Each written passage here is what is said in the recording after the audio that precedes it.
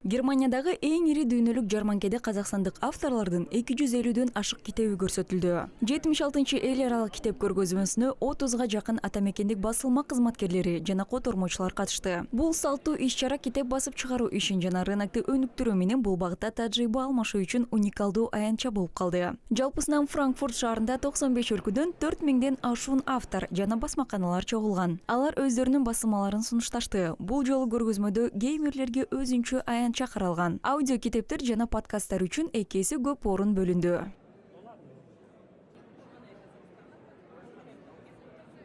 Участие Казахстана в Frankfurt Book Fair – историческое событие.